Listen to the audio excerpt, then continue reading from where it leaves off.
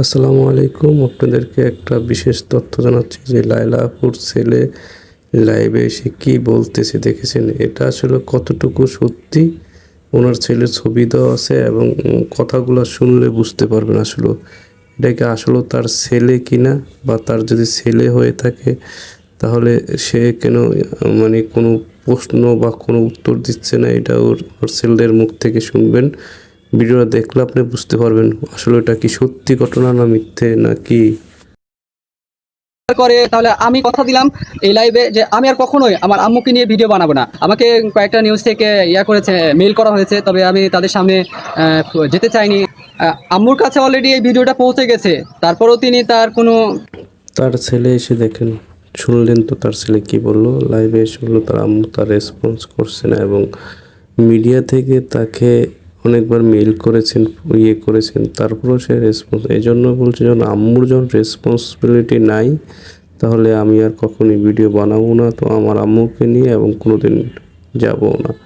এই বিষয়টা বুঝাইতে চাইছেন আসলে এটা কতটুকু সত্যি, মানে কতটুকু এটা আসলে তার ছেলে কিনা, এটা আপনারা কমেন্টে জানাবেন এবং বেশি বেশি করে ভিডিওটা শেয়ার করে দিবেন এবং কমেন্টে লিখবেন যে তার ছেলে কিনা, আসলে এটা কি সত্যি তার ছেলে কিনা এবং কেন সে রেসপন্স করছে না, এটা কমেন্টে জানাবেন। সবাই বেশি বেশি করে ভিডিওটা শেয়ার করে দিবেন।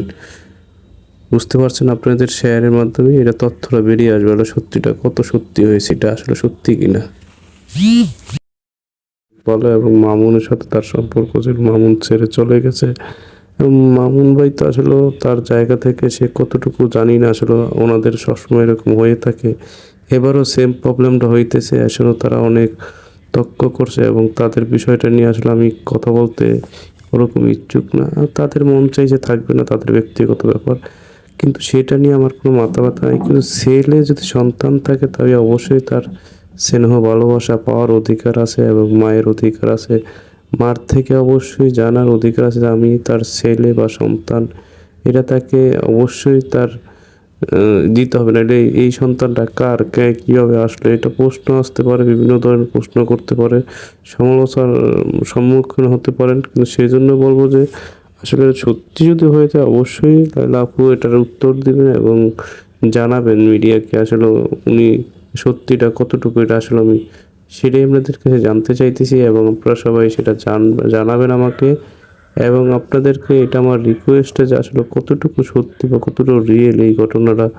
এবং আরও গুঞ্জন শুনেছি তার আরও মেয়ে আছে একটা, এবং এটা সবগুলোই তথ্যগুলো বেরিয়ে আসবে। যদি সত্যি ছেলে মেয়ে হয়ে থাকে তাহলে অবশ্যই তো মিডিয়ার সামনে আসবে এবং ভবিষ্যতে এটা শুনেও যাবে যে কতটুকু সত্যি বা কতটুকু রিয়েল। এটা জানার জন্যই আপনাদেরকে আসলে এই তথ্যটা দেওয়া।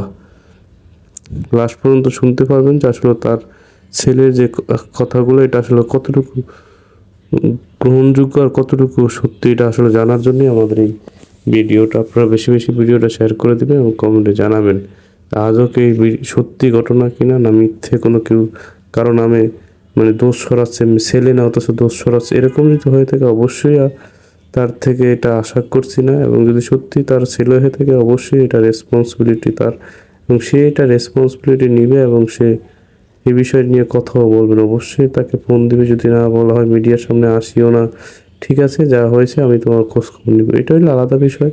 হয়তো তাদের ভিতরে একটা মিউচুয়াল আন্ডারস্ট্যান্ড হবে, এটাই সবচেয়ে গুরুত্বপূর্ণ। মিউচুয়ালটা হয় বলো, যাতে মানুষ এটা নিয়ে সরাসরি না করতে পারে, এটা সবচেয়ে ইম্পর্টেন্ট বিষয়। আপনারা সবাই ফলো করবেন যে এই বিষয়টা যে হয়ে থাকে তাহলে তো কোনো কথা বলার কোনো প্রয়োজন নেই। সবাই ভালো থাকবেন, সুস্থ থাকবেন এই কামনা করছি। আর তার ছেলের যে এটা আসলে এটা কতটুকু গ্রহণযোগ্য বা কতটুকু, এটা আপনারা পুরোটা ভিডিও না দেখলে বুঝতে পারবেন না। ভিডিওটা দিচ্ছি আপনাদের মাঝে।